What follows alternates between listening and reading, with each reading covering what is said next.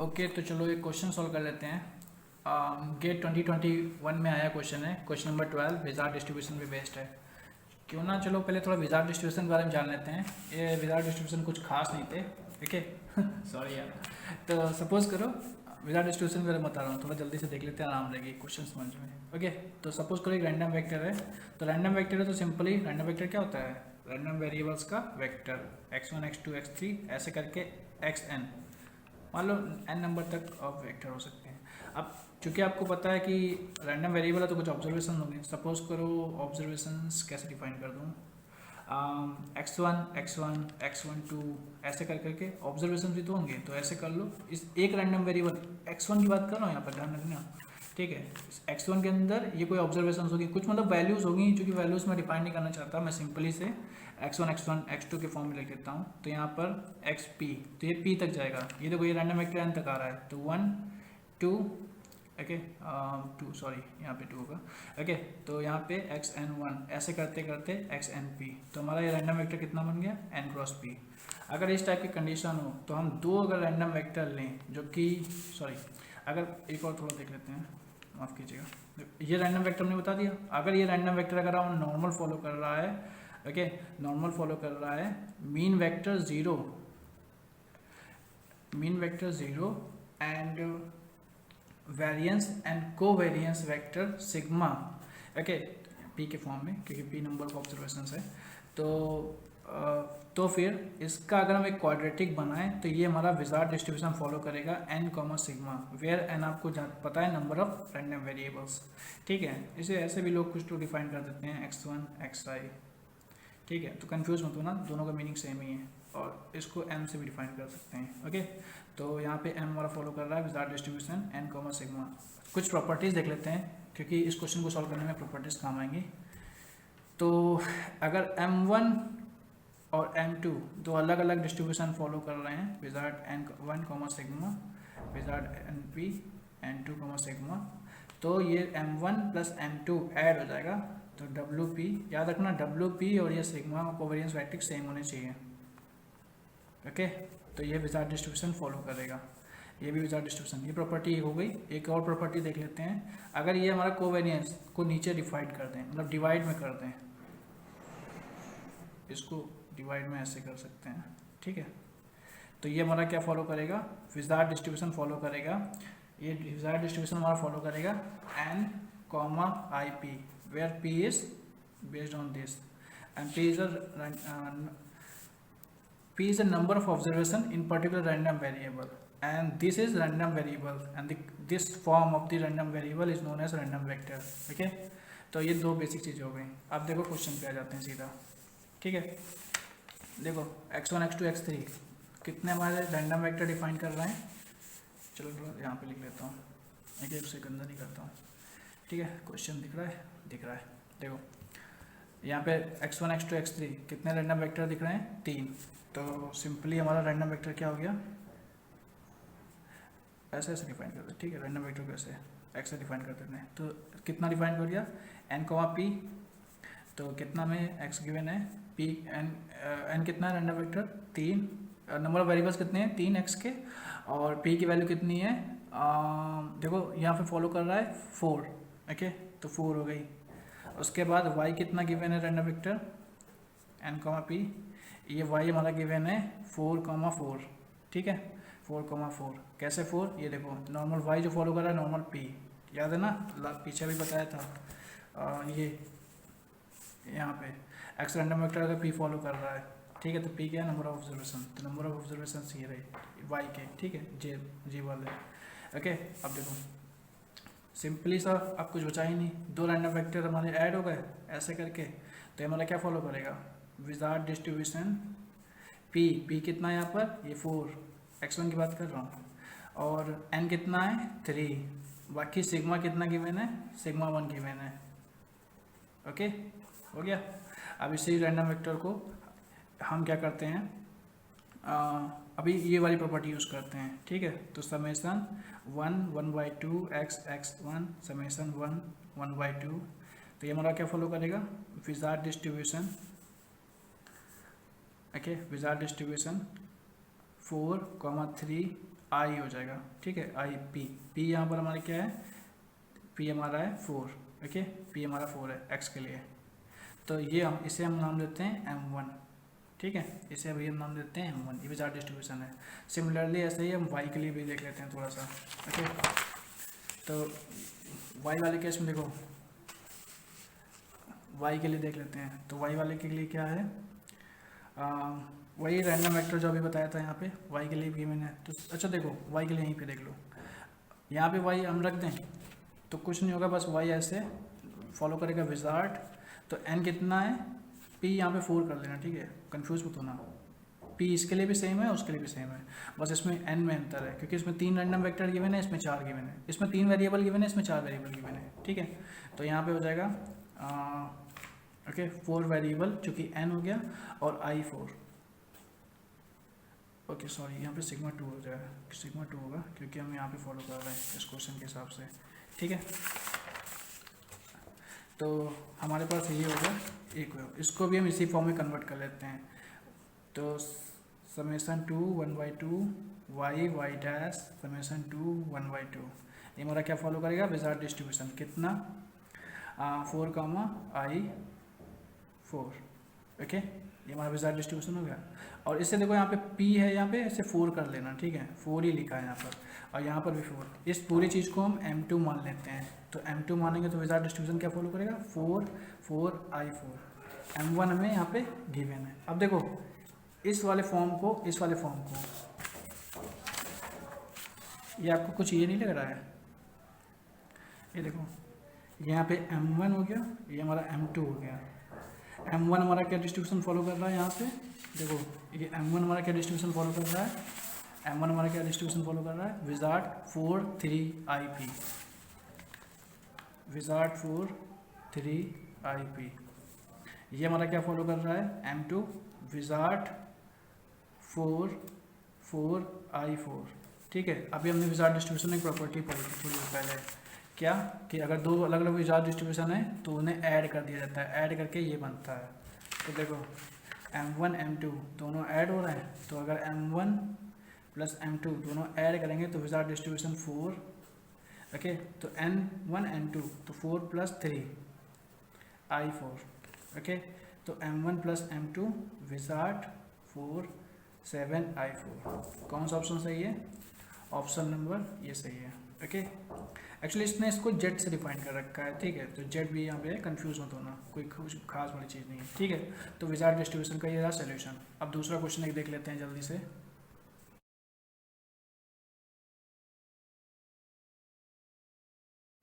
Okay, question number 2022, okay. तो ये gate में पूछा गया है, गेट 2021 में क्वेश्चन नंबर 22, ओके। तो क्वेश्चन क्या गिवन है, कह रहा है x1 x2 xn be realisation a random sample of size n greater than equal to 2 from a normal. Simply कह रहा है एक्स आई जो हमारा फॉलो कर रहा है वो normal mu comma sigma square follow कर रहा है, ठीक है।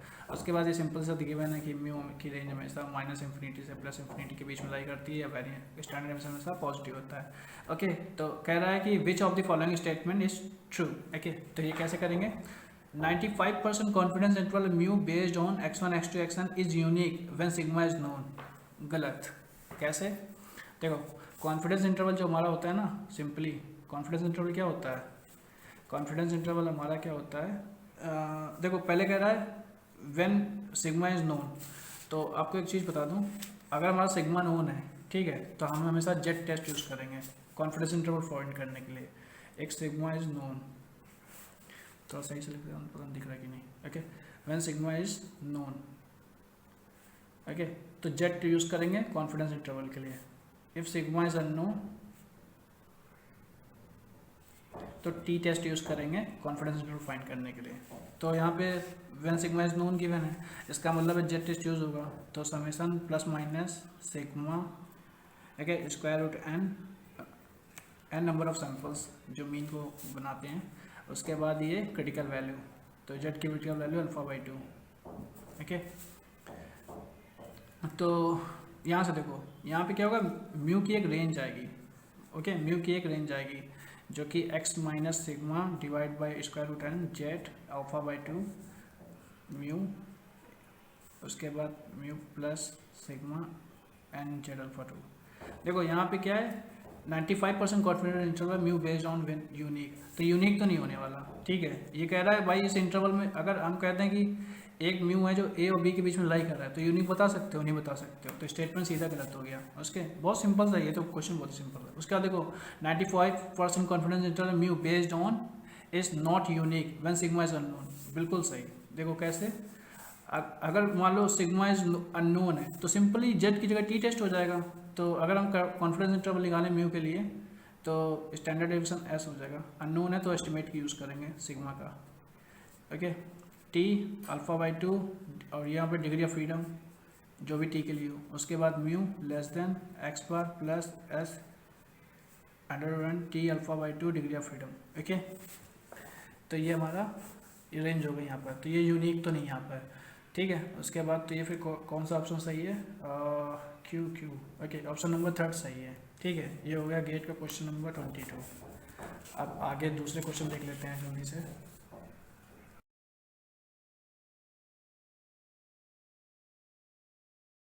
ओके, तो एक और क्वेश्चन गेट का देख लेते हैं, क्वेश्चन नंबर 18। सिंपली कुछ खास गिवन नहीं है इसमें, ठीक है। अरे मतलब बहुत ही बेसिक क्वेश्चन है, एक्चुअली स्टैंडर्ड रिजल्ट बेस्ड ही क्वेश्चन है। देखो सिंपली क्वेश्चन नंबर 18 क्या कर रहा है, वाई हमारा रैंडम वेक्टर है, फॉलो कर रहा है नॉर्मल 8 कॉमा आइडेंटिटी मैट्रिक्स 8। देखो वाई रैंडम वेक्टर है, फॉलो कर रहा है नॉर्मल 8 0 कॉमा आई। ये मीन वेक्टर है, ध्यान रखना, जीरो से कन्फ्यूज मत होना, जीरो मतलब 1 0 0 ये गिवन है, ठीक है। कन्फ्यूज मत होना इस चीज़ के लिए, जीरो वेक्टर इसलिए यहाँ पे ऐसे डिफाइन किया गया है, ठीक है। और उसके बाद यहाँ पे क्या हुआ 8। ओके, क्वेश्चन दिख रहा है ना, ठीक है दिख रहा है। तो क्या कह रहा है हमारे पास, ये हमारा एक गिवन है कि वाई फॉलो कर रहा है ये where I is identity matrix. क्या कह रहा है, let Y transpose vector y1 y and y vector sigma 2 y be independent and follow a central chi square 3, 4 degree of freedom respectively where sigma 1 sigma 2 are identity matrix of transpose, ठीक है। तो कह रहा है which statement are true. Okay, basically इससे पहले एक बहुत ही अच्छे से नोट्स हैं, ये देख लो। देखो अगर हमारा कोई डिस्ट्रीब्यूशन थ्योरी रिजल्ट है, ठीक है, ये एक्चुअली ये स्टैंडर्ड रिजल्ट है, ठीक है। तो ये देखो स्टैंडर्ड रिजल्ट की वजह से इसे सॉल्व करते हैं, ठीक है। चलो पहले से थोड़ा समझ लेते हैं इसे कैसे सॉल्व करेंगे, ज़्यादा अच्छा रहेगा, ठीक है। सपोज करो एक कोई हमारा रैंडम वेक्टर x है, ठीक है, x है रैंडम वेक्टर, तो k क्रॉस 1 फॉलो कर रहा है, ठीक है। क्या कहते हैं, k क्रॉस 1 है, सॉरी यार रैंडम वेक्टर है तो बहुत चिल्लाना पड़ता है। अच्छा ठीक है, x बार फॉलो कर रहा है, तो ये हमारा फॉलो कर रहा है, सपोज करो नॉर्मल म्यू कमा वी, यहाँ पे सिग्मा ले लो वी ले लो जो भी लेना है, तो मैं रैंडम वेक्टर, ये यहाँ पे मीन वेक्टर है, ये वैल्यूज ऑफ कोवेरिएंस मैट्रिक्स हमारी वी, जैसे x फॉलो करता है ना नॉर्मल म्यू कमा सिग्मा, तो वही वाला है, बस कंफ्यूज मत होना, क्योंकि यहाँ पे वी सिग्मा ले लिया इसलिए मैंने वही ले लिया है, ठीक है, एक्सचेंज किया थोड़ा सा, ठीक है, तो कंफ्यूज मत होना। अगर ये हमारा कोई रैंडम वेक्टर है और नॉर्मल मीन वेक्टर ये values of covariance matrix follow कर रहा है, तो एक स्टैंडर्ड इसका रिजल्ट याद रख लो।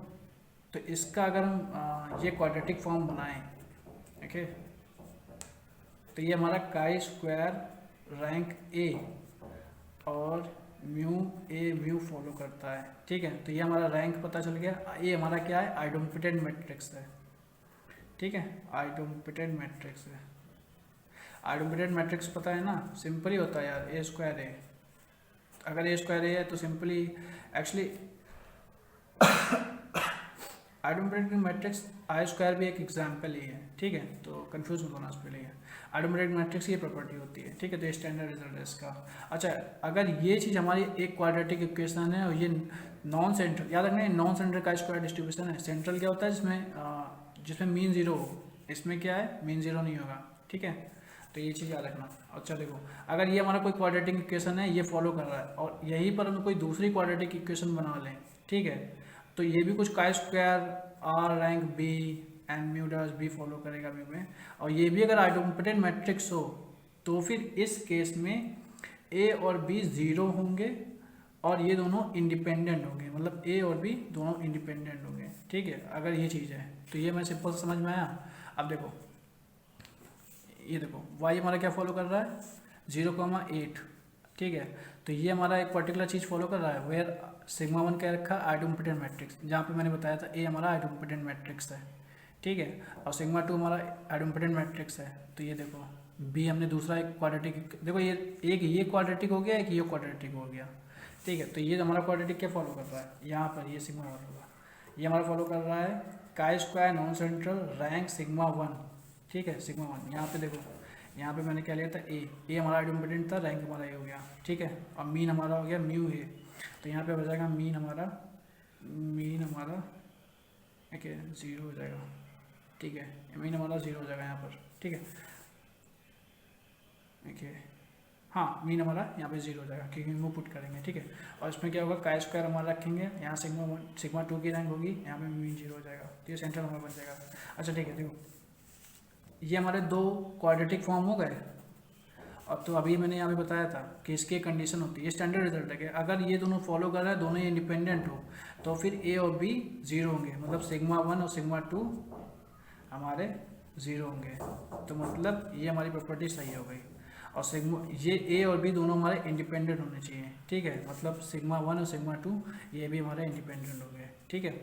तो दोनों ऑप्शन हमारे सही हैं, तो ऑप्शन नंबर 2 सही है इसका, ठीक है। एक काम कर सकते हो, वीडियो पॉज करके इसका एक बार स्क्रीनशॉट ले लो, ये स्टैंडर्ड रिजल्ट का, ठीक है, आसान से समझ में आ जाएगा। अब एक और क्वेश्चन देख लेते हैं, लगे हाथ। ओके, तो एक क्वेश्चन और देख लेते हैं जल्दी से। एक्स हमारा रैंडम वेरिएबल है, ये उसकी डेंसिटी गिवन है, ठीक है, एफ एक्स। तो हमारे इसकी वैल्यू निकालनी है, ठीक है। देखो कैसे निकालते हैं, वीडियो पॉज करके पहले मैं लिख लेता हूँ डेंसिटी। ओके, तो मैंने सिंपल सी इसकी डेंसिटी नोट कर ली है, ठीक है। तो एफ एक्स डेंसिटी की मैंने देखो मैंने यहाँ पे जरा सी होशियारी की है, इसकी मल्टीप्लाई करा दिया है, ठीक है। तो मल्टीप्लाई कराया 9 से, तो 9 आ गया, एक्स का मल्टीप्लाई कराया यहाँ पर आ गया। उसके बाद मैंने डेंसिटी को एक ऐसे फॉर्म में लिख लिया, ठीक है, कोई बड़ी बात नहीं है। अब इस वाले जो क्वेश्चन को जो एक्सपेक्टेशन ये निकालना है, मैंने सिंपली से एक्स का मल्टीप्लाई करा दिया अंदर, ठीक है, राउंड ब्रैकेट में गिवन है, तो मल्टीप्लाई करा तो एक्स क्यूब हो गया, 15x हो गया। उसका एक्सपेक्टेशन हमारा लीनियर होता है तो अंदर चला जाता है, तो हमने ये सिंपली बेसिकली लिख लिया है। अगर हम यहाँ पर सिर्फ इसकी expectation of x cube, expectation of x square, expectation of इसकी अगर वैल्यू निकाल लें तो हमें इस पूरे की वैल्यू पता चल जाएगी, ठीक है। अब देखो एक्सपेक्टेशन ऑफ एक्स क्यूब पहले निकाल लेते हैं, ठीक है। तो एक्सपेक्टेशन ऑफ एक्स क्यूब निकालने के लिए फॉर्मूला क्या होगा हमारा, सिंपल सा x cube density D x और उसकी रेंज 0 से 1। तो यहाँ पे हमने रखा, डेंसिटी हमारी बाहर आ गई 3/13, 0 से 1। अब देखो यहाँ पे भी हम ऐसे ही छोड़ देते हैं, ठीक है, ये डेंसिटी को हमने ऐसे ही लिख दिया, ठीक है। 9 1 minus x 1 minus x 1 minus x का स्क्वायर, ओके स्क्वायर नहीं है, ठीक है। तो यहाँ पे डी एक्स, ये हम क्या करते हैं, देखो यहाँ पे कांस्टेंट है, एक काम करते हैं, थोड़ी परेशानी होगी, अच्छा ठीक है कर लेते हैं क्या, चलो इसको इधर उठा के रख देते हैं, ठीक है। कांस्टेंट है तो कोई दिक्कत ही नहीं है, 13/3 कर लेते हैं, एक्सपेक्टेशन ऑफ एक्स क्यूब हो गया, ठीक है। तो ये हमारा डेंसिटी अंदर ले गए 0 1, तो 9x की power x cube 1 minus x, okay. तो ये हो गया dx, देखो वो यहाँ पे ले जा चुका हूँ इस तरफ, तो इसकी तो कोई दिक्कत ही नहीं ना। तो dx, उसके बाद इंटीग्रेशन अंदर चला गया, फिर यहाँ पर तो 0 1 x की पावर 4 1 माइनस एक्स dx, ठीक है, कोई दिक्कत नहीं। अब देखो इसको क्या हम 13/3 एक्स स्क्वायर, अब इसको क्या हम ऐसे नहीं लिख सकते हैं, 9 बार को ले लिया, कांस्टेंट है, x की power 4 minus 1 1 minus x 2 minus 1 D x, minus 0 1 x की power 5 minus 1 1 minus x 2 minus 1 D x. कोई दिक्कत नहीं, ऐसा तो लिख ही सकता हूँ ना। अब देखो एक या थोड़ा सा एक ये चीज़ समझ लो, एक बीटा फंक्शन होता है m, अपने आप बीटा डेंसिटी भी होती है स्टैट्स में, ठीक है, लेकिन फिर भी तुम बीटा डेंसिटी ना लेकर सीधा ही रखते हैं, ये बीटा फंक्शन है, ठीक है, स्टैंडर्ड रिजल्ट है बीटा फंक्शन का, तो बहुत ही सिंपल है। तो m जितनी पावर यहाँ है, n जितनी पावर यहाँ है। अब देखो ये n है, ये यहाँ है, तो मैंने क्या किया 9 लिखा, यहाँ पे बीटा 4,2 कर दिया, यहाँ पे कितना बचा बीटा 5,2 कर दिया, कोई दिक्कत नहीं। अभी देखो ये हमारा 13/3 एक्सपेक्टेशन है, इसको यहीं टांगे रहते हैं, ठीक है।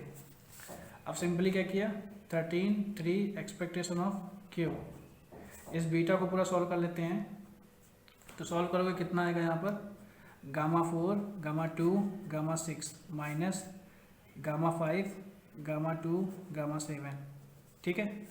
तो इसको एक्सपेक्टेशन क्यूब को हम इधर ले जाते हैं, इसको पूरा सॉल्व कर लेते हैं। तो इसको सॉल्व करके कितना आंसर कितना आएगा, 3/13, इसको यहाँ पे भी मल्टीप्लाई करा दूंगा, ठीक है, 3/13।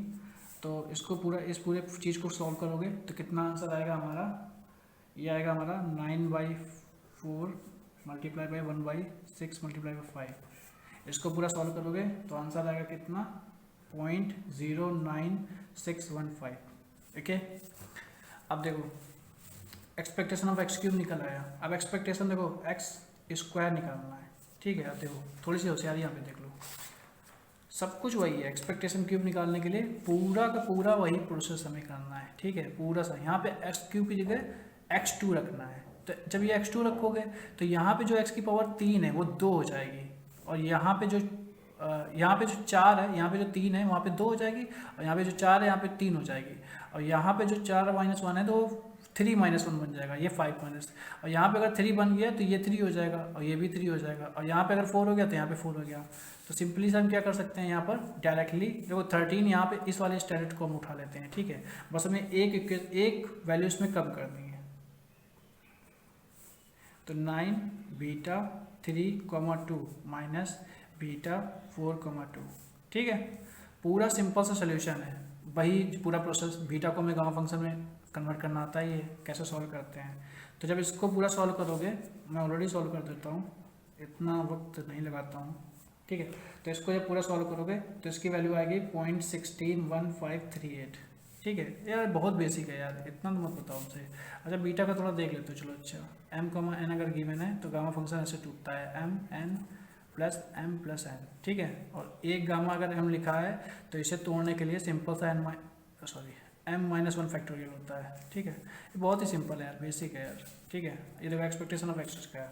अब ऐसे ही एक्सपेक्टेशन ऑफ एक्स के लिए करते हैं, क्योंकि एक्सपेक्टेशन एक्स भी तो निकालना है, जो हमने डेंसिटी फंक्शन यहाँ पे निकाली थी। हमें ये expectation of Q x square expectation of x, तो ये भी तो निकालना है। तो एक्सपेक्टेशन ऑफ एक्स के लिए सिंपल सा, इसमें क्यूब में हमने एक डेंसिटी कम कर दी थी, एक वैल्यू कम कर दी थी यहाँ पर।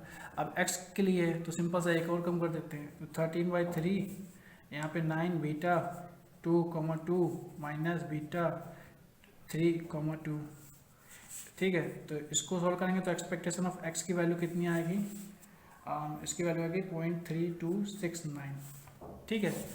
क्यूब की आ गई, स्क्वायर की आ गई, एक्स की आ गई। अब देखो क्यूब की वैल्यू कितनी गिवन है, क्यूब की वैल्यू गिवन है ये 0.09615। उसके बाद -15, एक्स स्क्वायर की कितनी गिवन है, ये 0.161538, प्लस 27 की कितनी गिवन है, एक्सपेक्टेशन 3269, ठीक है। ये गिवन है। अब सिंपल सा इसकी वैल्यू कैलकुलेट कर लेते हैं। तो इसको अगर सिंपल सा कैलकुलेट करोगे तो यार मैं डायरेक्ट आंसर ही बता देता हूँ, ठीक है। कैलकुलेट करके एग्जैक्टली वही वैल्यू आएगी, ठीक है। तो इसकी वैल्यू आएगी 8.6658, ठीक है। यही इसका आंसर है, इस वाले इसका आंसर। तो यहाँ पे आप पुट कर चाहो तो पुट कर दो, ठीक है, 8.6658, ओके।